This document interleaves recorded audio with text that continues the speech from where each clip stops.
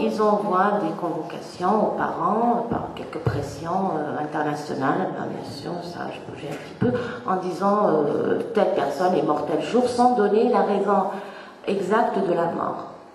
Ces familles, les victimes, les familles de ces victimes, font appel à un avocat de Benghazi qui s'appelle Fathi Terbel, qui décide de défendre la cause et de savoir vraiment qu'est-ce qui s'est passé. Nous n'avons pas les cadavres, depuis 1993 ils sont morts, et la Libye ne veut pas bien sûr ouvrir ce dossier, parce qu'ils les ont tués, et là on a repris le dossier de ces victimes avec la Cour pénale internationale bien sûr.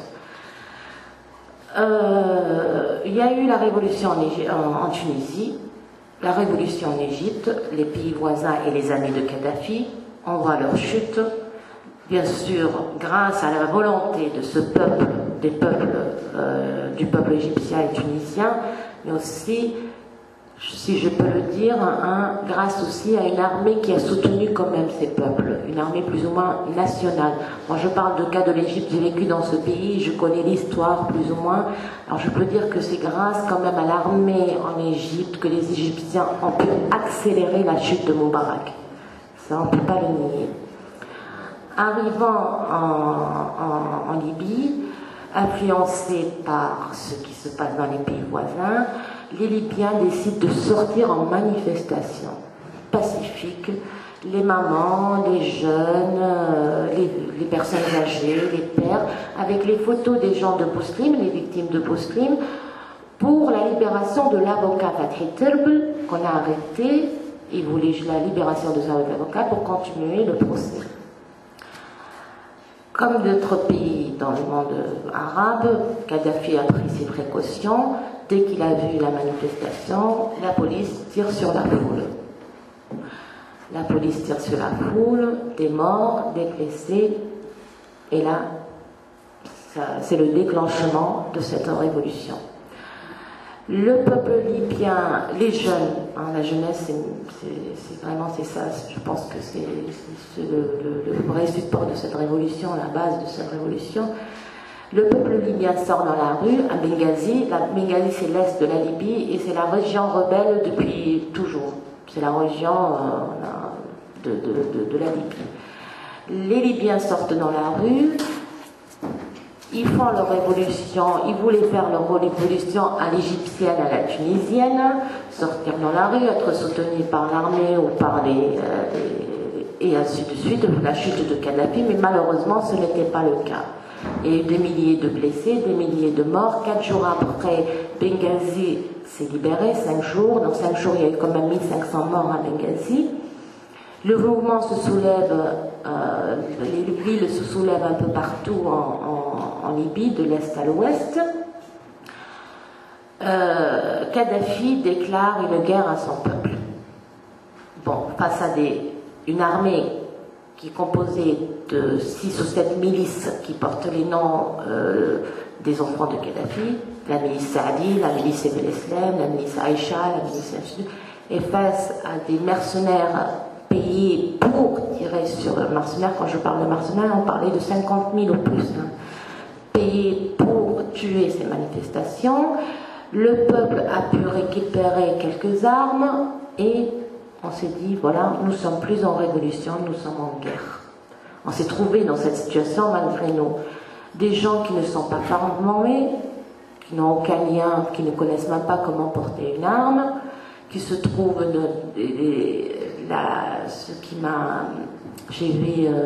j'ai lu un article sur un jeune qui ne savait pas utiliser une grenade.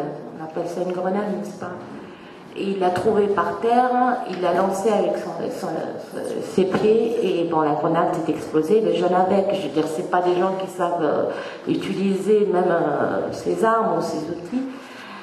Le 19 mars, Kadhafi décide d'attaquer Benghazi, la ville quand même qui s'est soulevée, il arrive au port de Benghazi avec des tonnes de gaz moutarde, armes chimiques, voulant massacrer cette ville.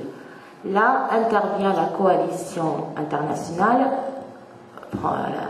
les frappes françaises et anglaises. On ne peut pas nier et ça il faut le dire, que grâce à ces frappes, Benghazi a été sauvé. S'il n'y a pas eu ces frappes, Benghazi allait subir un massacre comme beaucoup de massacres qui sont arrivés dans le monde arabe, dans le massacre de Hama peut-être, où il y a eu 30 000 morts en Syrie, et puis c'est tombé dans l'oubli. Hein. Je veux dire, c'est pas ça qui va... Alors grâce quand même à ces frappes aériennes, Benghazi, on a sauvé cette ville qui est quand même le fief de la révolution et qui représente quand même la base de ce processus.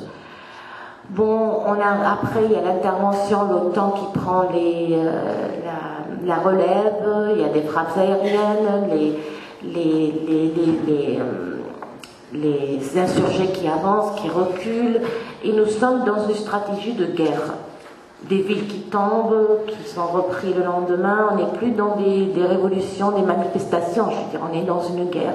Des morts, des blessés, des crimes contre l'humanité. Le CPI, la Cour pénale internationale, la CPI qui décide il y a eu un mandat d'arrêt contre Kadhafi, son fils, et Abdallah Senussi, ce fameux criminel, et la cause de Bouslim, les victimes de Bouslim, c'est un criminel, c'est le bras droit, comme on dit, de Kadhafi.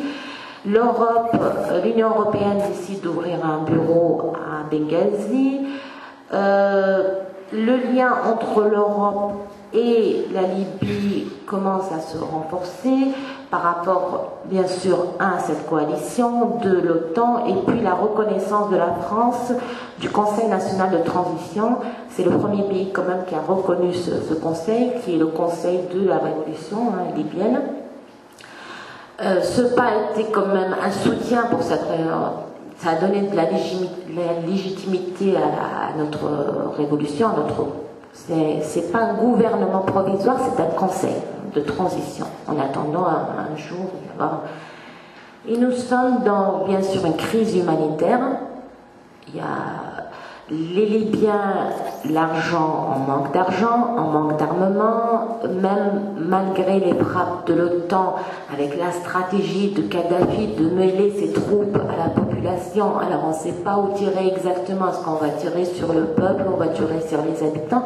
Misrata, je ne sais pas si vous avez entendu parler de cette ville, a subi un massacre sans précédent.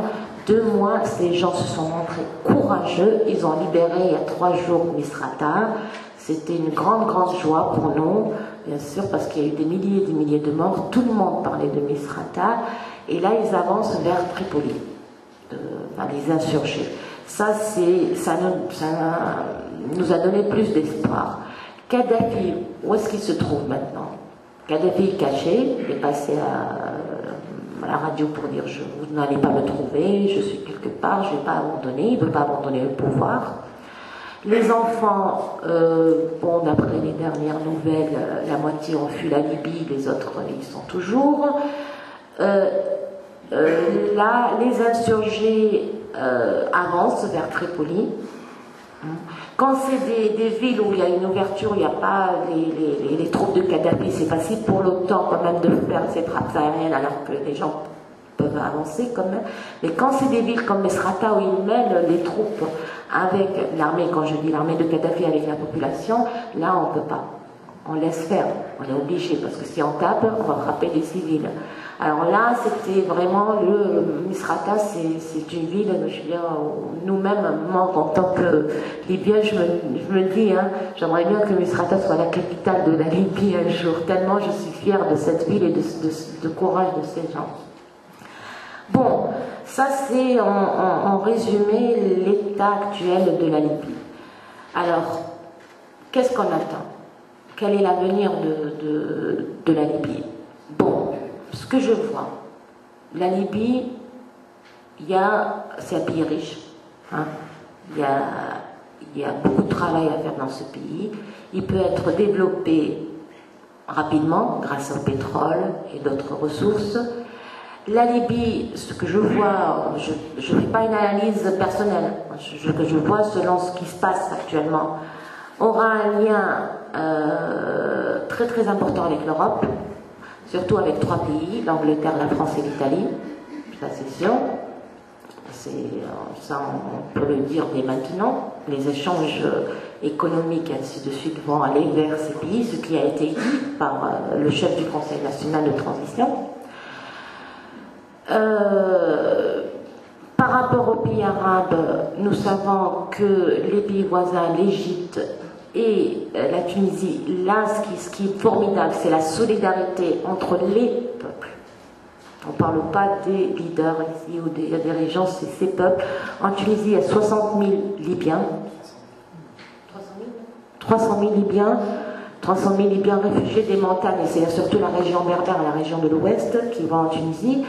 L'Est, bon, c'est calme parce que c'est libéré, alors il n'a pas pour le besoin d'aller en Égypte, mais on voit cette solidarité, cet accueil très chaleureux des Tunisiens. À l'époque, je me souviens de Kadhafi, si on peut dire ça, et de Ben Ali. Les Tunisiens et les Libyens, on disait qu'ils s'aimaient pas trop, que les Libyens c'était les Belges enfin, excusez-moi, mais je veux dire dans le sens, les Belges de la France, les Tunisiens les Libyens de la Tunisie. On le disait, je veux dire, à l'époque, on voulait donner cette idée. Maintenant, je vois cet accueil, les Tunisiens qui sont sur Facebook, enfin, les sites internet, qui sont là à dire nous sommes, qui donnent même des numéros de téléphone pour dire nous sommes telle famille, on veut accueillir des Libyens chez nous, des portes ouvertes, de même en Égypte. Ça, on l'a pas vu avant, sous ces dictateurs. On l'a pas vécu. On vivait autre chose, peut-être le tourisme, peut-être, mais pas vraiment ce lien. Ce lien, c'est comme si c'est une famille qui se retrouve, les membres de famille qui ont été séparés, et on se retrouve là. Bon, ça c'est par rapport les relations de la Libye envers... Alors il y a un autre pays aussi qui joue un rôle très important, un pays arabe, c'est le Qatar, il ne faut pas l'oublier. Le Qatar aussi a un lien très évolué avec la Libye, l'armement, le financement, les aides et ainsi de suite.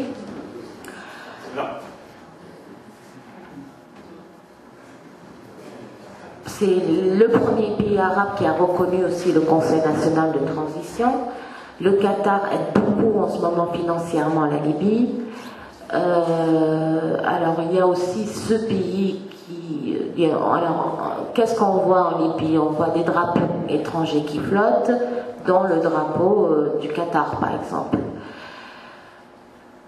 L'avenir de ce pays. On sort dans la rue, on dit on veut une démocratie. On veut la démocratie. C'est quoi la démocratie pour un jeune? C'est l'égalité des chances, enfin, excusez-moi, l'égalité, la justice sociale, c'est la liberté d'expression, surtout ça. À l'époque de Kadhafi, on avait 2 hebdomadaires, journaux. Un à Tripoli et un à Benghazi, où il n'y a que des éloges, des poèmes sur Kadhafi, et ainsi de suite. En 3 mois, on a une vingtaine à Benghazi. Une vingtaine à Benghazi, où il y a l'expression libre, on peut dire tout ce qu'on veut, on peut critiquer tout le monde, même les membres du CNT. C'est ça, pour eux, pour le moment, la démocratie. La démocratie, c'est la liberté de s'exprimer. C'est la liberté de choisir son dirigeant, je peux dire, à travers des élections, la majorité, il faut l'accepter, c'est comme ça. C'est la représentation aussi de toutes les mouvances, sans exception. On ne va pas dire telle mouvance ne doit pas se présenter parce que peut-être c'est un risque ou tel... Non, on ne peut pas. Si on veut accepter une démocratie, on doit accepter tous les partis et toutes les opinions. Alors, la jeunesse, je ne sais pas si c'est le cas pour la Tunisie ou la Syrie, la jeunesse, par rapport au développement économique, par rapport à ce rêve et tout ça, on peut regarder un peu l'Occident, en disant voilà,